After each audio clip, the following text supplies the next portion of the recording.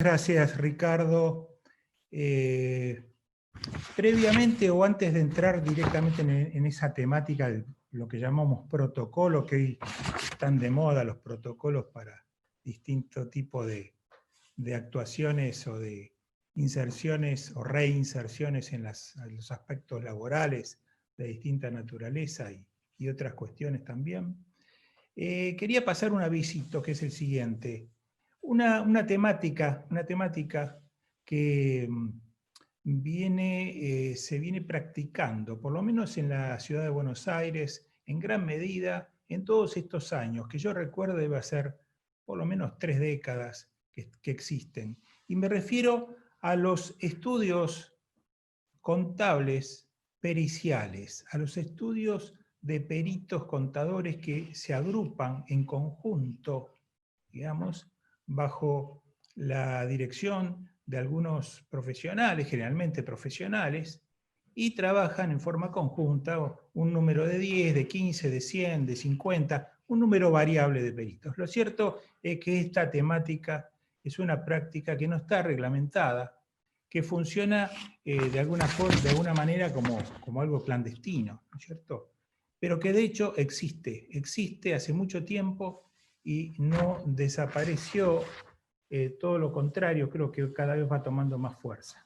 A raíz de eso, nosotros quisimos de alguna manera hacer una propuesta para intentar darle transparencia a estos estudios contables periciales que de hecho están existiendo. Y para eso hicimos una serie de propuestas, le dimos forma de propuesta, de nota, de un poco decálogo, de recomendaciones, que las dirigimos al Consejo Profesional de Ciencias Económicas de Capital Federal, de la Ciudad Autónoma, y que esperamos, tuvimos respuesta, nos han hecho acuse de recibo y lo están analizando incluso entre las comisiones y demás.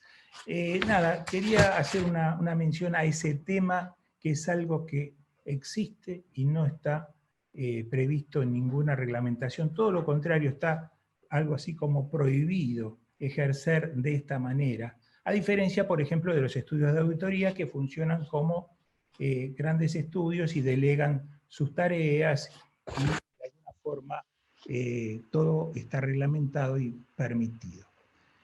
Ahora sí, punto y aparte, pasamos al otro tema, que es esta cuestión que dimos en llamar protocolo pericial contable, referido fundamentalmente a registros contables, a documentación, a las formas de hacer las pericias, esencialmente, por supuesto, contables, los peritajes contables.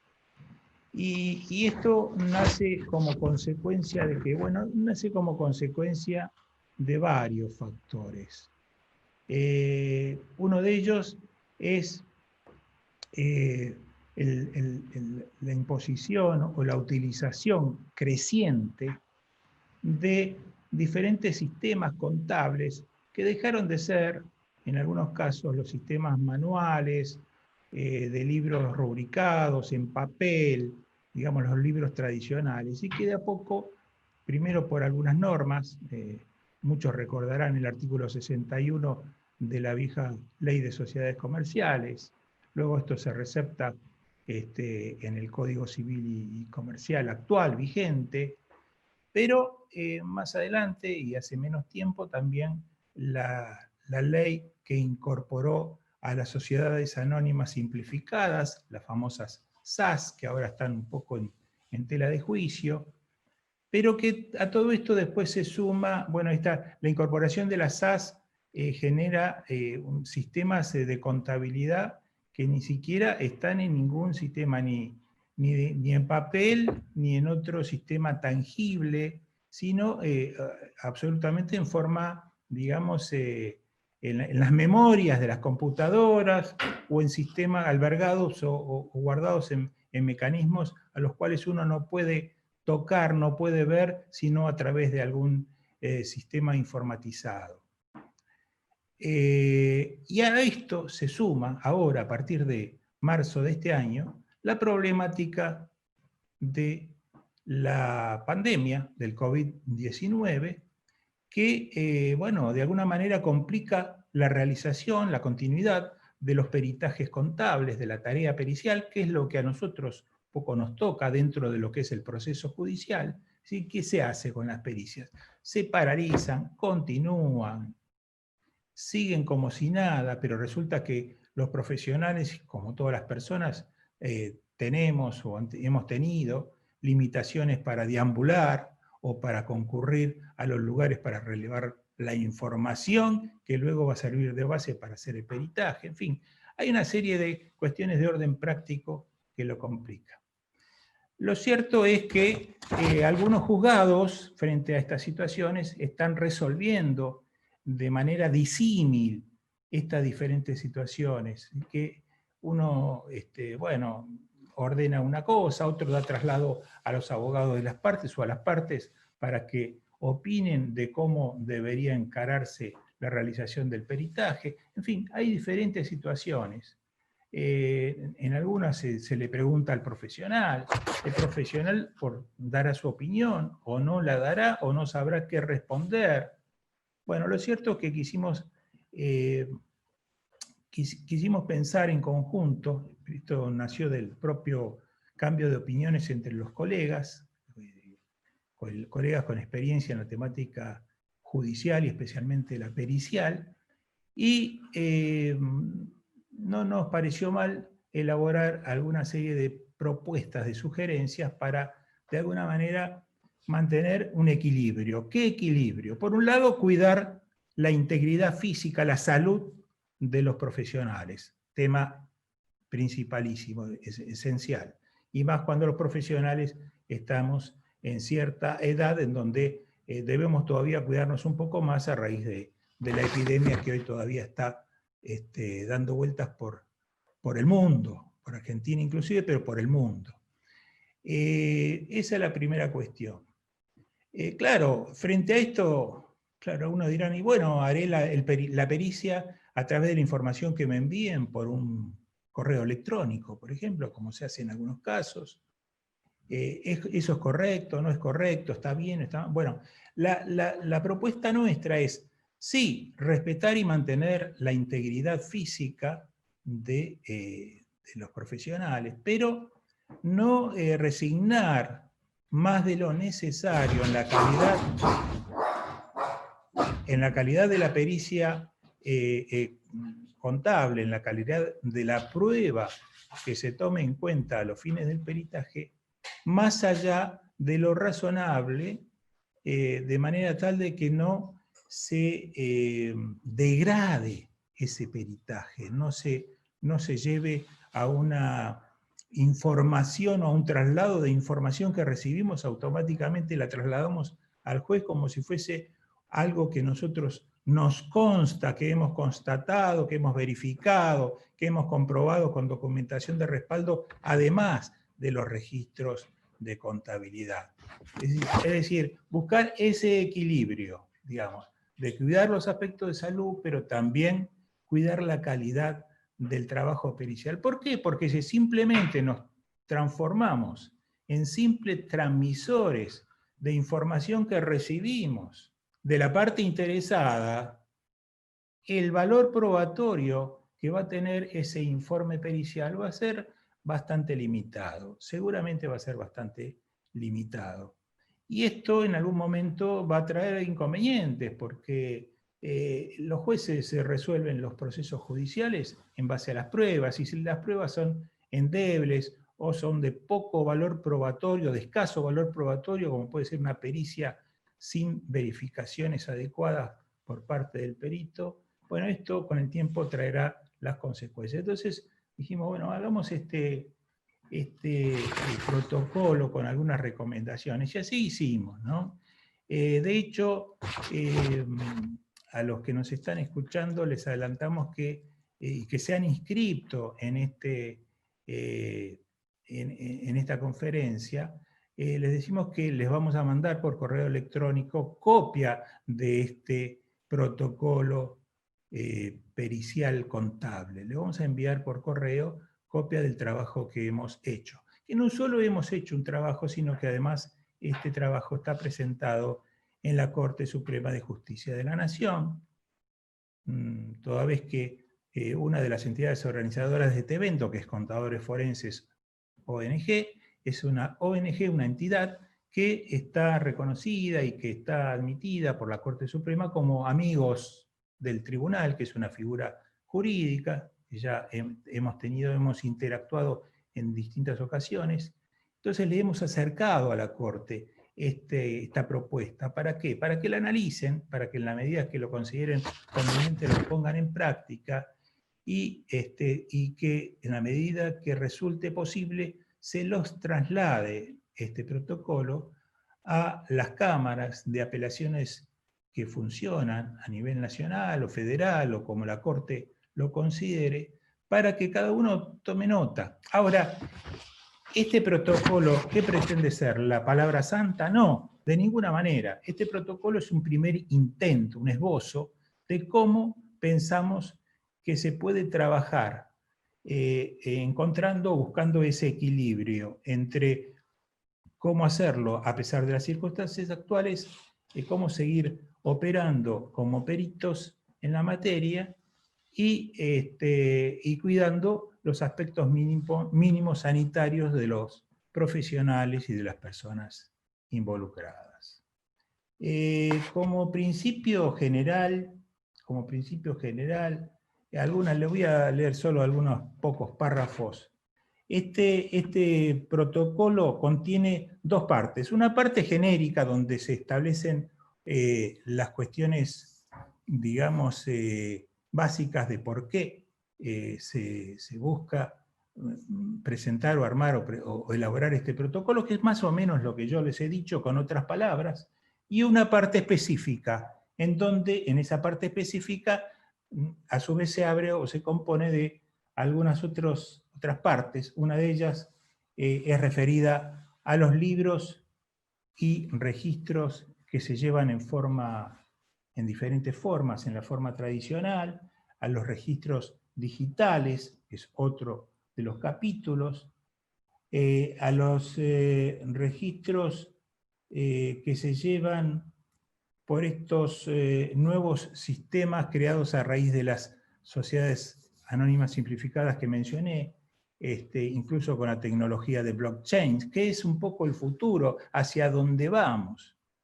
Muchos de nosotros ignoramos exactamente cómo funciona todo este mecanismo y nos deja un poco fuera de competencia cuando nos toca realizar un peritaje de pronto de una entidad que está utilizando esta tecnología, o que va a utilizar en el futuro, ¿no es cierto? Otra de las partes del documento se refiere a la documentación contable de respaldo, que es básica, que es importante, de cómo considerar esta documentación.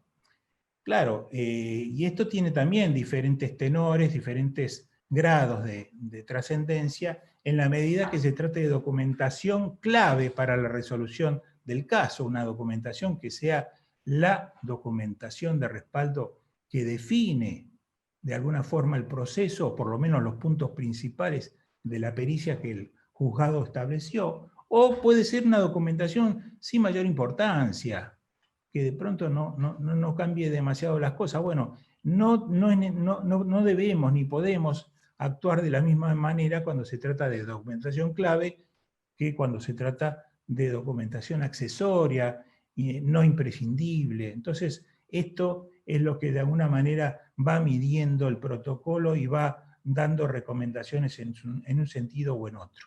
Otro tercer capítulo está referido a la manera de dictaminar que utiliza el perito respecto a una situación. Hace un momento Ricardo Sabor decía, y con justa razón, y creo que otros colegas también lo mencionaron, tanto hoy como el día de ayer, que el profesional que está actuando puede y debe emitir su opinión frente a los casos concretos. Es esa la opinión que el juez va a valorar al momento de analizar la prueba y dictar la sentencia. Bueno, aquí proponemos en este protocolo también las posibilidades de dictámenes a realizar y cómo hacerlo en cada caso, según las circunstancias, cuándo hacerlo a favor, en contra, con salvedades, forma adversa, en fin, de distintas maneras según el caso concreto. O sea, agregarle valor al trabajo profesional, para que cuando llegue el momento de la regulación de honorarios, a la cual hacía mención nuestra colega Silvana Apter, el juez también tenga en cuenta que ese peritaje le ayudó a dictar la sentencia a ese juez. Y si eso lo recuerda el juez o la persona que elabora el borrador de la sentencia, seguramente nos va a regular un puntito más o unos pesos más en la regulación de honorarios, nos va a tener otro tipo de consideración. Y un último aspecto que también podemos y deberíamos tener en cuenta, y el protocolo lo prevé, es cómo considerar los nuevos medios de comunicación. ¿A qué medios de comunicación nos referimos? A los medios de comunicación de la información contable. En estos momentos nos estamos comunicando todos nosotros por un doble sistema de comunicación, por un Zoom por un lado y por YouTube por el otro, pero hay muchas otras formas. ¿Se puede hacer una pericia contable a través de un medio remoto de comunicación? Y bueno, llegada las circunstancias y con determinados recaudos, nosotros sostenemos que sí es posible, pero llegadas las circunstancias y con determinados recaudos. De modo de que esto no degrade el valor de esta prueba, en la medida que siga siendo importante el análisis, la visualización de los libros contables, de los registros contables y de la documentación correspondiente. Entonces, esto es algo que también está incorporado en el protocolo. Bueno, yo lo voy a dejar aquí, no voy a entrar en análisis pormenorizado, porque ya sería excedernos en el propósito. Era la idea de transmitirles esta idea, esta finalidad. Yo quisiera que sobre lo que se refiere a, si es que tenemos algún minutito de tiempo, a la parte de registros digitales y blockchain y demás, Elizabeth Garrido, que creo que está por aquí, amplíe o exprese su opinión y nos acote, porque ella es una verdadera especialista, este tema lo ha estudiado, lo ha practicado, así que, por favor, Elizabeth, lo que tú quieras. Bueno, buenas tardes. El tema del cual me solicita Alfredo en realidad es un tema complejo. Voy a tratar de ser sintética y al mismo tiempo clara y práctica, con la visión de un perito contador. Tenemos que tener presente, esto está indicado en el protocolo, cuando tratamos de ubicarnos sobre los registros contables, o sea, me refiero específicamente los que antes estaban regulados en el Código de Comercio y hoy en el nuevo Código Civil y Comercial Unificado. O sea, los registros contables, y también quedarían encuadrados aquellos a nivel societario. En realidad, si hacemos una clasificación de acuerdo al soporte donde se encuentran las registraciones contables, tendremos tres escenarios bien claros.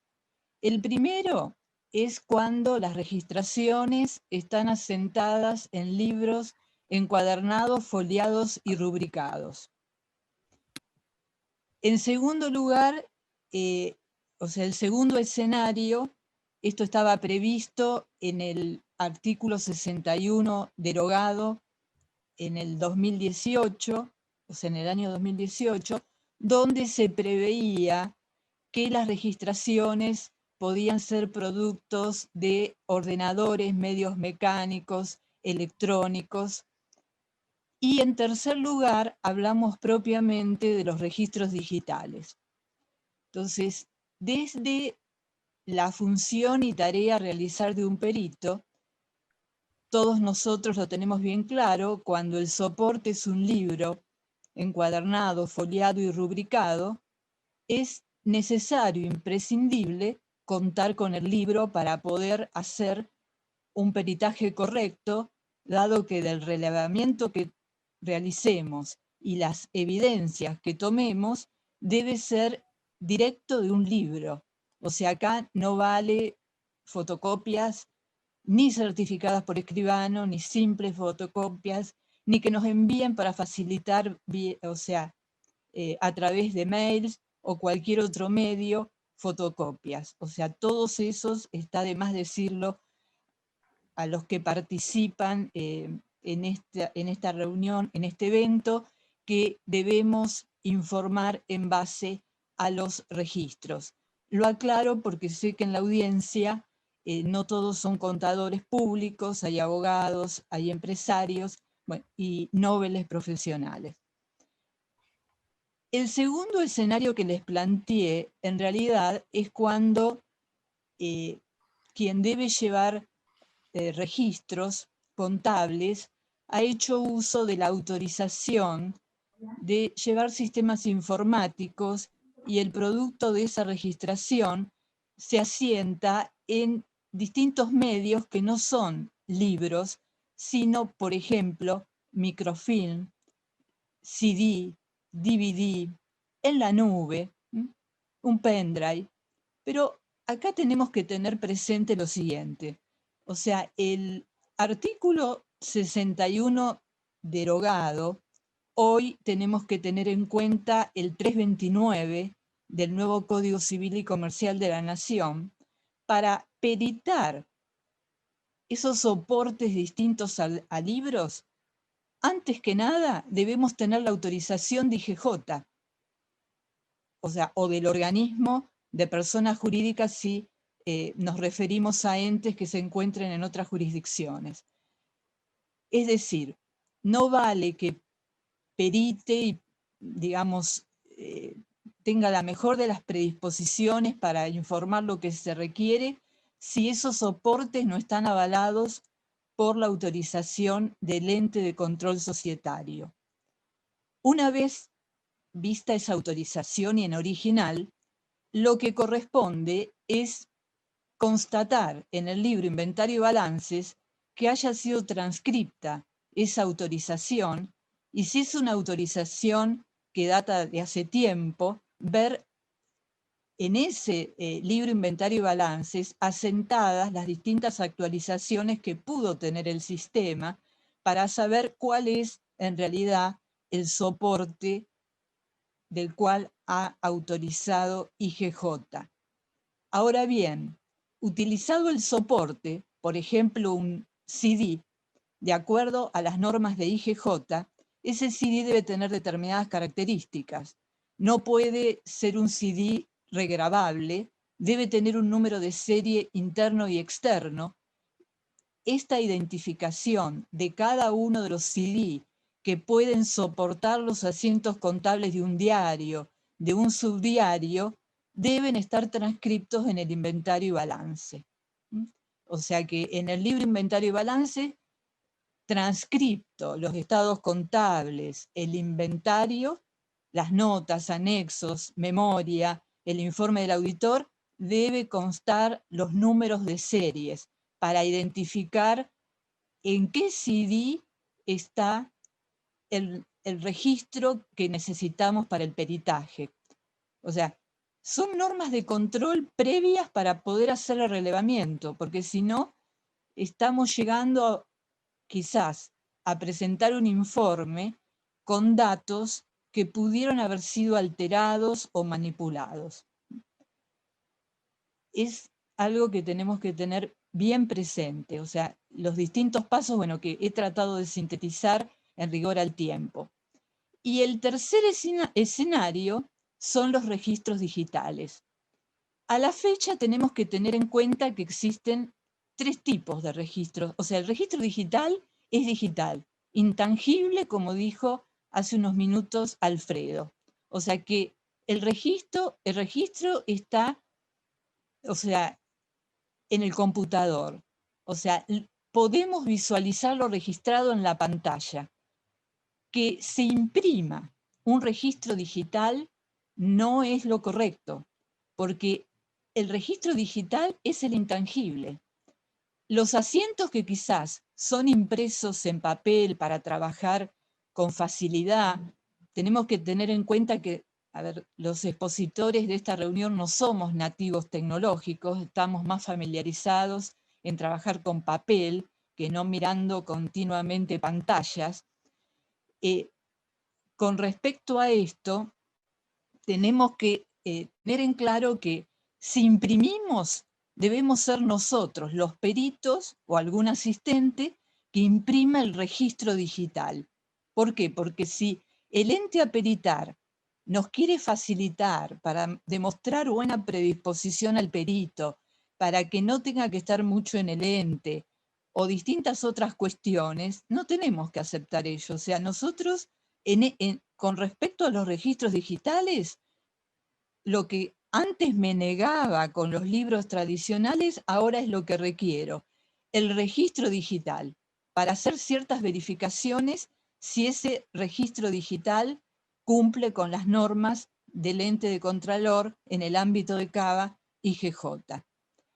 Yo estoy ahora hablando de registros digitales de acuerdo hoy al Código Civil y Comercial de la Nación y de acuerdo al actual artículo 61 de la Ley de Sociedades. Pero también tenemos que tener en cuenta que hoy coexisten otros dos tipos de registros digitales que no son los contables de acuerdo al Código Civil y Comercial de la Nación. Uno de ellos es el libro digital laboral, o sea que la autorización es ante el órgano de control laboral del gobierno de Cava, cuando el ente tiene domicilio en Cava, y justamente en los últimos meses la instrumentación del libro digital de IVA, o sea que quien lo ha regulado es AFIP, y que justamente en la semana que pasó, AFIP ha reprogramado la puesta en vigencia de este tipo de registro. Entonces, yo ahora les voy a mencionar determinadas cuestiones a tener en cuenta respecto de los registros contables y societarios digitales, donde el órgano de Contralor es IGJ. No estoy hablando ni de los laborales del gobierno de la ciudad, ni tampoco de los de IVA que están instrumentados por AFIP. Respecto a los libros contables y societarios, tanto aquello, o sea, porque estos libros surgen con la ley donde aparece el nuevo tipo societario que son las SAS, las Sociedades Anónimas Simplificadas.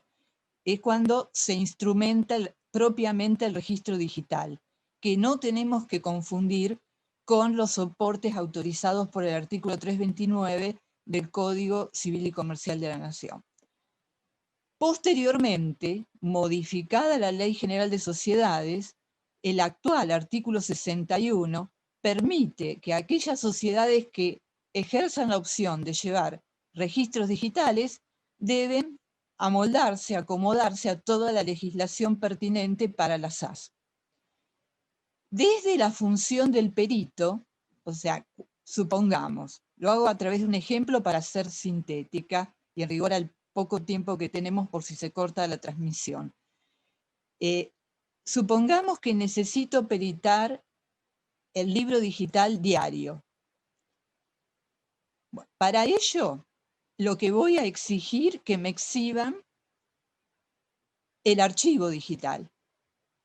Y aquí lo podré ver en la pantalla del ente, si estoy en el ente, o bien solicitaré que me envíen a mi mail ese archivo. A mí me ha pasado muchas veces al peritar compañías de seguro que me decían, contadora, usted guíese por lo que dice la pantalla. A ver, ¿cómo fue cargado ese archivo para que yo pueda visualizar lo que veo en la pantalla? Entonces, tenemos que pensar con registros digitales también que avanzaron antes de esta actualidad que tenemos, que es más generalizada, la instrumentación de IGJ, las compañías de seguro como aquellas sociedades que cotizan en la Bolsa de Valores, o sea, por reglamentación de la Comisión Nacional de Valores. Entonces, tengo el archivo digital, que según me dicen, contiene los asientos contables del mes de enero de 2019. Entonces, lo primero que tengo que hacer, o sea, cuando recibo o en la empresa visualizo ese archivo digital, o sea, esto es a través de pantalla, no papel, ¿cuál es su hash? El hash es el número verificador de ese registro. ¿Por qué? Porque debe constar el hash de acuerdo a la instrumentación que tienen este tipo de registro. Entonces, ¿cómo me contento de que ese hash se corresponde con las registraciones del diario de enero? Bueno, tengo que tener en cuenta que existe una aplicación, es gratuita como cualquier aplicativo de AFIP, el que utiliza IGJ, donde tengo que tener instalada en la computadora la aplicación de hash que utiliza el Ministerio de Modernización, que es el que adoptó IGJ. ¿Por qué? Porque AFIP utiliza el del Ministerio de Producción como también ARBA. En realidad, el hash que utiliza IGJ vía Ministerio de Modernización es una aplicación más moderna que la del Ministerio de Producción. Entonces, lo primero que tengo que hacer, instalado la aplicación de hash en nuestra computadora, es constatar si ese dígito verificador, que es el hash, realmente responde al sistema de esa aplicación. Porque la aplicación de hash tiene dos funciones. Una de generar el hash y la otra de verificar. O sea que los peritos tenemos que verificar el hash. Verificado el hash, o sea que vemos que es el hash que corresponde a ese archivo, posteriormente tenemos que ingresar en el registro público de IGJ para constatar que justamente ese hash ha sido asentado en el registro público. Entonces, una vez que constaté que es el hash que surge de la aplicación y que constato que el ente lo asentó en el registro público, ahí puedo comenzar a trabajar.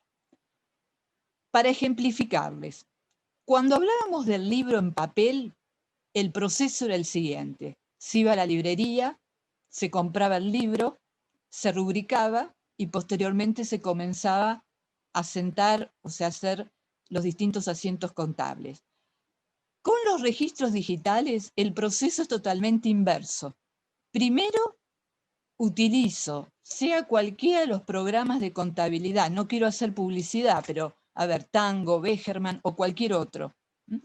Hago las registraciones, cierro el mes. O sea, cuando cierro el mes, o sea, sea el programa que utilice, o bien un Excel o un Word, lo que sea, lo tengo que convertir en PDF. ¿Por qué? Porque es el archivo más seguro. Entonces, convertido en PDF, ahí el ente genera el hash y generado el hash se asienta en el registro público. Ahí quedó rubricado, si queremos hablar de rubricado, yo diría más identificado, habilitado, legalmente, desde el punto de vista legal, el registro. ¿Por qué? Porque ustedes ven que en este proceso lo último que se hace es asentar en el registro público. Cuando era en papel, lo primero que hacíamos era la rúbrica, la habilitación, la identificación del libro. Entonces, acá es fundamental tener en cuenta lo siguiente: el momento en que el ente asienta en el registro público el hash. Ejemplo, si los asientos son del mes de enero del 2019, hay plazos para asentar ese hash en el registro público. No lo puedo hacer como hacen una gran mayoría de entes que mandan a copiar todo cuando termina el ejercicio. ¿Por qué? Porque si el hash correspondiente a los asientos de enero se asentaron en el registro público en junio, evidentemente es contabilidad trazada y no podremos informar que esa contabilidad está llevada en legal forma. Cuesta, a mí cuando yo comencé a introducirme en estos temas, les digo, no soy nativa digital, me costó introducirme y el entender que si yo imprimo el archivo, me entregaron el registro digital y lo imprimo yo, todo bien.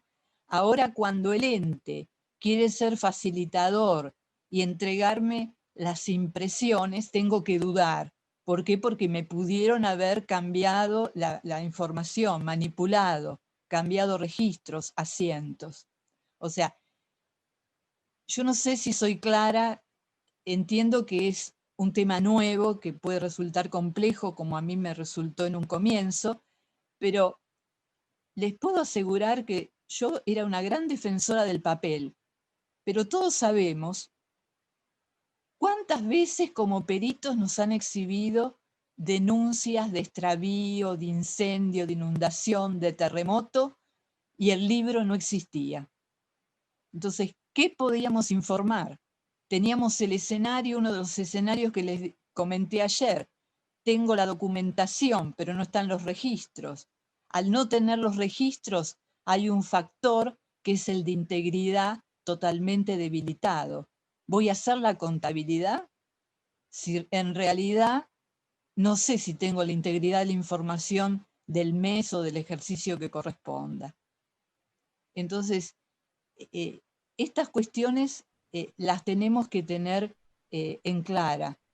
¿Por qué? Porque es fundamental el tema de que el libro se perdió y teníamos una pericia trunca que quizás dentro del protocolo sería cuando el perito jamás se pudo expedir.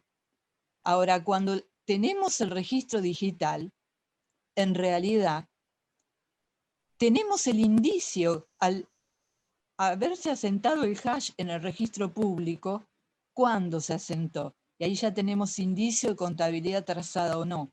O sea, y aquellos que quieran después eliminar este tipo de registros, porque no les conviene para una prueba, sepan que si se da esta situación, vendrá detrás nuestro el perito en informática. Y el perito en informática, cuando se han eliminado registros por las aplicaciones que tienen de seguridad informática, pueden levantar hasta más de 100 eliminaciones.